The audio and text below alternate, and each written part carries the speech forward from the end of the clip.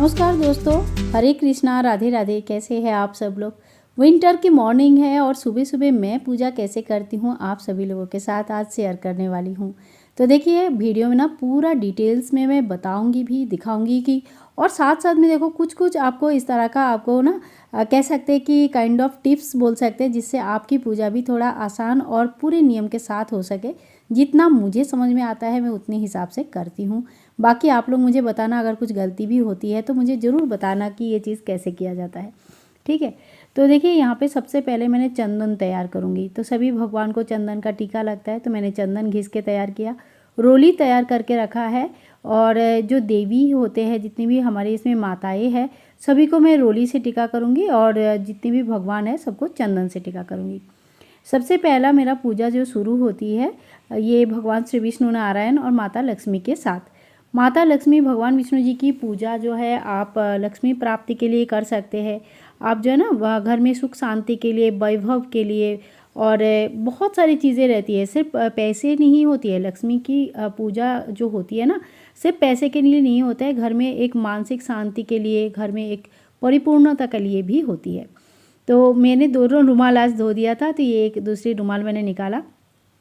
और मेरे मंदिर के बारे में आप लोग पूछते हो, तो मेरे मंदिर जो है ना 8 फीट लंबाई में है और 4 फीट चौड़ाई में है। ठीक है। और एक रुमाल मैंने निकाला जिसमें भगवान विष्णु जी, माता लक्ष्मी जी को मैंने अच्छी तरह से पोंछ दिया। और इसके बाद जो है ना मैं इनको इत्र लगाऊंगी। ये वाली इत्र मुझे बहुत पसंद है, लेकिन एक गड़बड़ ये है कि मुझे इस इत्र का नाम नहीं पता। और क्योंकि इसका ना वो निकल गया था जो पोस्टर, जो ये रहता है ना प्लास्टिक का, जो ऊपर से नाम लिखा रहता है ना, वो नाम निकल गया था, तो इसी वजह से नाम नहीं पता चलता। लेकिन खुशबू मुझे मेरे हाथ में अभी तक है, इतना अच्छा लगता है ना। तो भगवान को, भगवती दोनों को ना हमने इत्र लगा दिया और माँ को हमने टीका लगाया रोली का, और साथ में भगवान विष्णु जी को चंदन का। तो बस डेली पूजन में मैं इतना ही करती हूँ। और जो मेरे यहाँ पे भगवान विष्णु जी के जो सामने सभी चीज़ें हैं, उन सभी चीज़ों का पूजन मैं कैसे करती हूँ गुरुवार के दिन, इसके लिए मैं सेपरेट एक वीडियो डाल दूँगी, क्योंकि डेली पूजन में इतना बड़ा नहीं हो पाता है। इसके बाद देखिए पीछे एक छोटा सा कटोरा मैंने रखा है। ठीक है, छोटा नहीं है, थोड़ा सा बड़ा ही है। और उसमें जो स्नान जल है वो मैं संग्रह करती रहती हूँ, क्योंकि एक ही स्नान जल में सभी को स्नान नहीं कराऊंगी। और विष्णु जी के स्नान के बाद उन्हीं के एक स्वरूप है शालिग्राम जी। आपके यहाँ पे शालिग्राम जी की पूजा होती है कि नहीं होती है मुझे ज़रूर बताना। कई सारी जगह पे लड़कियाँ शालिग्राम जी की पूजन नहीं करते, पर मैं छोटे से ही करती हूँ। और एक छोटी सी शालिग्राम जी मुझे ना, जब मैं बहुत छोटी थी, हरिद्वार आई थी, तभी मुझे खुद से मिला था, रोड पे मिले थे। हाँ, जो मैं आज के डेट में शायद वो कोई विश्वास ही नहीं करेंगे। बहुत ही छोटा है, बहुत छोटा, इतना छोटा जैसे कि मार्बल जितनी होती है ना, छोटा सा शालिग्राम जी खुद मुझे मिले थे। और मैं आज मुझे समझ में आता है कि कितनी बड़ी सौभाग्य की बात है। वो शालिग्राम जी आज भी मेरी मम्मी के पास है, और उस शालिग्राम का एज कम से कम 35 साल से ऊपर हो चुका है। तो वो शालिग्राम जी मम्मी के पास है, और ये शालिग्राम जी मेरे हस्बैंड लेके आए थे, ये भी हरिद्वार से आए हैं। इसके बाद मैं शिव परिवार में सभी जो भगवान है शिव परिवार में है उनकी स्नान कराती हूँ।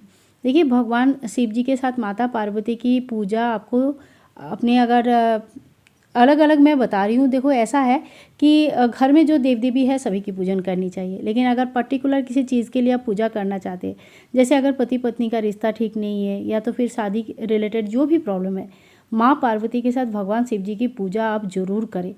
इससे आपको बहुत मानसिक राहत मिलेगा, और बहुत हद तक आपका जो प्रॉब्लम है ना वो कम होती जाएगी। ये हमारी नंदी बाबा सबसे क्यूट है, बहुत बढ़िया है एकदम से।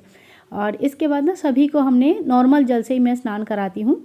और जो जल है वो जल में फिर से वो कटोरे में जमा करूँगी। अच्छा, वो जो स्नान जल है बहुत ही शुद्ध रहता है, लेकिन सभी भगवान का स्नान जल एक साथ है, तो इसीलिए मैं वो स्नान जल तुलसी में नहीं डालूँगी। बाकी जितने भी पौधे हैं सभी को थोड़ा थोड़ा करके डाल दूँगी।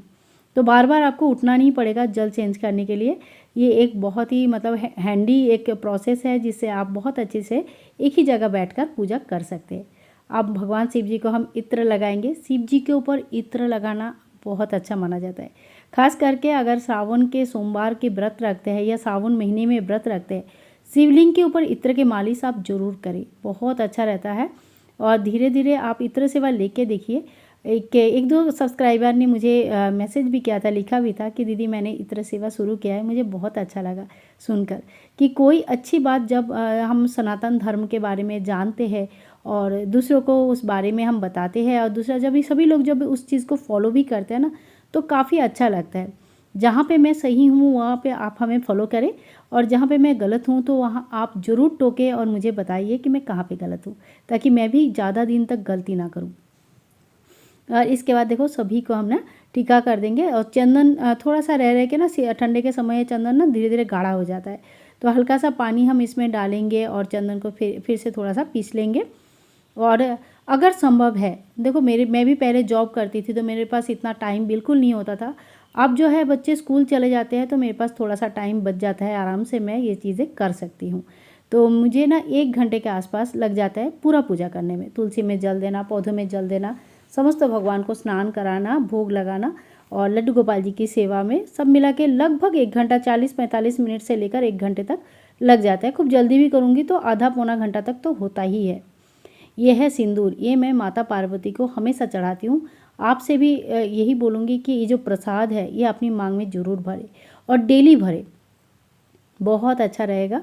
आप मतलब हम लोग अपने अपने घर में अपने पति की उन्नति के लिए बहुत कुछ करते हैं। एक छोटी सी उपाय आप ये भी करके देख लीजिए, बहुत अच्छा है। इसके बाद हम भगवान शिव जी को, माता पार्वती को अपने आसन में बैठा देंगे।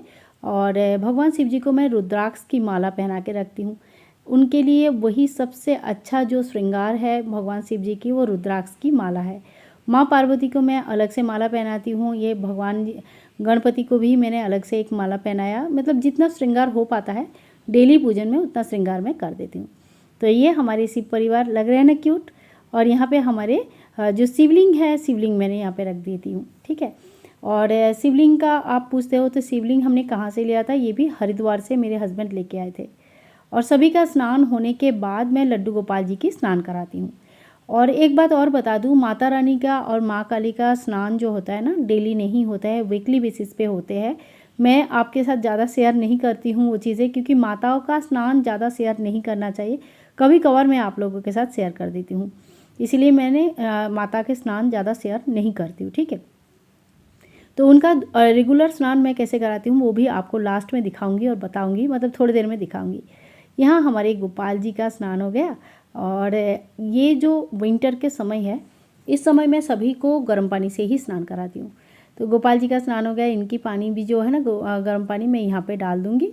और एक क्वेश्चन और आता है कि लाडो वासु का डेली स्नान होता है कि नहीं। तो देखिए, लाडो वासु का गुरुवार के दिन मैं स्नान कराती हूँ। बाकी दिन जो बड़े विग्रह मेरे पास है, जो राधा कृष्ण जी है, उनके तरह ही मैं लाडो वासु का सेवा करती हूँ। लाडो वासु को मैं सुलाती भी हूँ, जगाती भी हूँ, भोग भी लगाती हूँ। दिन में 4 बार उनका भोग भी लगता है, धूप दीप भी होता है। ठंडे में ठंडे अच्छे कपड़े, गर्मी कपड़े, गर्मी में ठंडे के जैसे ढंग के कपड़े पहनाना, सब सेवाएं मैं करती हूँ। सिर्फ स्नान जो है, स्नान में खाली गुरुवार के दिन कराती हूँ। तो मैंने लड्डू वासु के लिए सब डिटेल्स आपको बता दिया है, क्योंकि बहुत बड़े विग्रह है और हमेशा जो है ना इतना समय नहीं मिल पाता है। तो मैंने इसी तरह से उनका सेवा लिया है ताकि मैं उस चीज़ को कंटिन्यू कर पाऊँ। और हमारे लाडला हो गए हैं तैयार।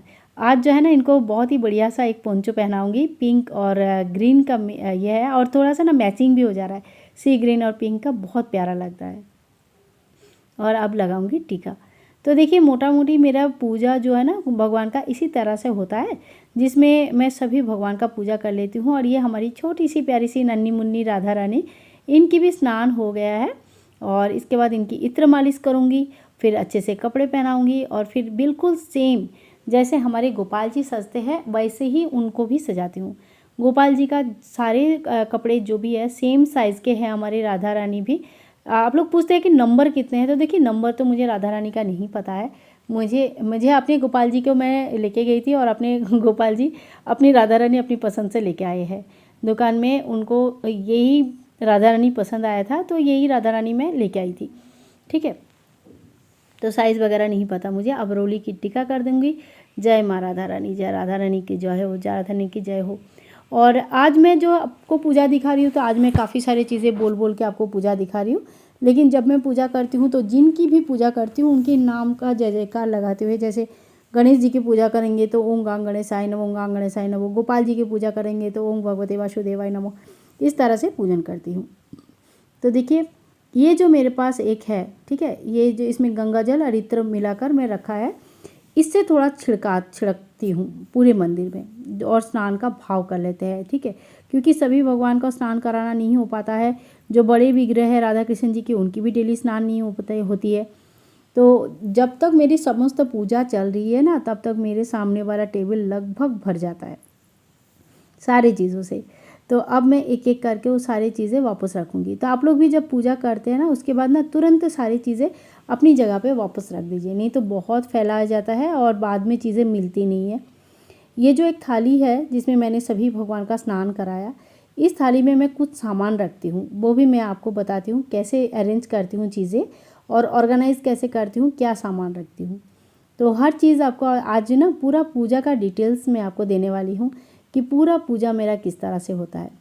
इसके बाद जितने भी देव वृक्ष है सभी को मैं जल चढ़ा दूँगी। और ये जल कौन सा है, मंदिर में जो 1 लोटा जल मैं रखती हूँ वो जल है, ठीक है। तो सभी देव वृक्ष को थोड़ी सी घर में भी छिड़क देती हूँ और थोड़ा सा जो है ना सभी देव वृक्ष जितने हैं सभी, आंवला है, केला है, वट है, सामी है, फिर भी बेलपत्र है, तो सभी को रखेंगे देंगे। और इसके बाद फिर से इसमें लोटे को अच्छे से धो के 1 लोटा जल मंदिर में रखेंगे। बहुत ही विशुद्ध जल होता है और ज़रूर रखना चाहिए। आप लोग भी कोशिश करें मंदिर में जब भोग लगाते हैं तो एक जल का भी लोटा ज़रूर रखें। इसके बाद तुलसी मैया को पानी चढ़ा दिया है मैंने, ओम माँ तुलसी जय माँ तुलसी जय माँ तुलसी करके। अब जो है ना धूप दीप की तैयारी करूँगी। तो 1 कपूर की आरती मैं डेली करती हूँ, ठीक है। कपूर की एक आरती करूँगी, 1 धूप जलाऊँगी, 1 दीप जलाऊँगी। कोई विशेष जिस दिन पूजा होगा, जैसे कार्तिक के महीने में था या किसी विशेष पूजा अर्चना के दिन बहुत सुबह सुबह पूजन करती हूँ, लेकिन बाकी दिन बच्चे स्कूल जाने के बाद ही नॉर्मल पूजा होता है, ठीक है। तो ये देखिए, ये जो सारा सामान है, एक नहाने के लिए 1 लोटा है, 1 रोली है, चंदन है और इत्र है। ये एक थाली में मैं रख देती हूँ और ये थाली इस तरह से यहाँ रखा रहता है। ये मेरा स्नान के लिए संपूर्ण रूप से तैयार हो जाता है। मतलब स्नान के लिए मुझे वो थाली निकालूँ तो मेरा काम बन जाता है। इसके बाद ये जो जल है, ये सारे जल बाकी सभी पौधे में डाल दूँगी। पौधे में मैं दूसरा जल नहीं डालूँगी, बस इतना ही जल काफ़ी हो जाता है। तो ये मैंने इधर रख दिया। जो फूल है, जितने भी फूल मैंने चढ़ाया, रोज़ नहीं चढ़ाती हूँ, जिस दिन मिल जाता है चढ़ा लेती हूँ। तो वो सारे फूल भी मैं इकट्ठा करके एक तरफ रख लेती हूँ। और ये जो थाली है, इसमें सभी प्रकार का चीज़ें हैं जो पूजा में चाहिए होता है। कपूर से लेकर हर चीज़ यहाँ पे है। तो ये भी थाली मेरा तैयार करके मैं रखती हूँ। 1 कपूर में निकालूंगी और थाली को कहाँ रखती हूँ, दूसरे साइड में जो ड्रॉयर है उसके ऊपर मैंने ये थाली रख देती हूँ। तो लगभग हर चीज़ ऑर्गेनाइज्ड रहता है और जब कभी भी थोड़ा बहुत इधर उधर हो जाता है तो मैं दोबारा चीज़ों को ठीक कर लेती हूँ। जैसे विंटर आने से पहले मैंने पूरे मंदिर को दोबारा ऑर्गेनाइज़ किया और दोबारा सब कुछ ठीक करके रखा है। इसके बाद देखिए, इस तरह का गीला धूप मैं यूज़ करती हूँ। और कहते हैं कि घर में बांस नहीं जलाना चाहिए। तो जो लंबे अगरबत्ती है उसमें अगर आपको अच्छी वाली अगरबत्ती मिल जाती है जिसमें बांस की यूज़ नहीं होता है, तो आप आराम से उस अगरबत्ती को जलाएं, कोई बात नहीं। लेकिन अगर नहीं पता है तो ज़्यादा से ज़्यादा अगरबत्ती क्या होता है, बांस से बनी होती है, तो उनको अवॉइड कर देना ठीक रहता है। इसके बाद हम धूप जलाएंगे, दीप जलाएंगे और आरती करेंगे कपूर की। कपूर की एक आरती आपके घर में काफ़ी सारे नेगेटिविटी को दूर कर देता है। मैंने क्या पाठ करती हूँ वो सारी चीज़ें मैंने यहाँ पे इंक्लूड नहीं किया है, क्योंकि देखो पाठ करते करते वीडियो बनाना बहुत मुश्किल हो जाता है। और क्योंकि मैं नॉर्मली इस दिन पूजा जो कर रही थी ना, उसी चीज़ का ही वीडियो बना रही थी, तो मुझे पूजा में भी बहुत टाइम लग गया। पाठ में बीच में वीडियो चलाना बंद करना ये सब संभव नहीं हो पाता है। अब जो है ठाकुर जी को हम धूप दिखाएंगे, दीप दिखाएंगे और आरती कर लेंगे। तो देखिए, इसी तरह से ना सभी भगवान को धूप दीप दिखाएंगे, तो मतलब सभी भगवान का स्नान भी होता है, पूजन भी होता है, धूप दीप होता है, चंदन आदि चढ़ाती हूँ, इत्र लगाती हूँ। तो पंचोपचार पूजा मंदिर में डेली हो जाता है। इसके बाद हम आरती कर लेंगे कपूर की। घर में अगर पूरे घर में आप कपूर अगर घुमा लेते हैं तो ये घर में नेगेटिविटी को दूर करता है, ठीक है। दहलीज पूजन में सुबेरे में दहलीज को खाली साफ़ कर लेती हूँ और कुछ नहीं करती हूँ। शाम के समय में थोड़ी बहुत पूजन कर लेती हूँ, जो है मैं सही वो बता दे रही हूँ। ज़्यादा नहीं हो पाता है, लेकिन हाँ, जिस दिन कोई त्यौहार रहेगा, तीज रहेगा, स्पेशली कुछ विशेष अनुष्ठान रहेगा, उस दिन मैं सुबह ही दहलीज पूजन जरूर करूँगी। जैसे अगहन महीने की गुरुवार के दिन सुबह और शाम दोनों टाइम पे दहलीज पूजन करती हूँ, क्योंकि गुरुवार के दिन विशेष पूजन होती है, ठीक है। तो बस इतना ही है। आप लोग भी थोड़ा पूजा का जो जोत है ये भी आप लोग भी ले लीजिए, माँ का आशीर्वाद आपको भी थोड़ा ले लेंगे। और इसी तरह से ना थोड़ी सी जो जलेंगे, थोड़ी देर तक जलेगी, तो मैं यहीं मंदिर के सामने रख दूँगी। तो ये है मेरी मंदिर। और आप लोगों ने मंदिर के बारे में बहुत पूछते हैं, तो मंदिर घर पर ही बनाया था मैंने, जब बाकी फर्नीचर बन रहा था तो अब ये मंदिर बनाया गया था। अब धूप बत्ती को भी अपनी जगह पे रख दूँगी, तेल अपनी जगह पे रख दूँगी।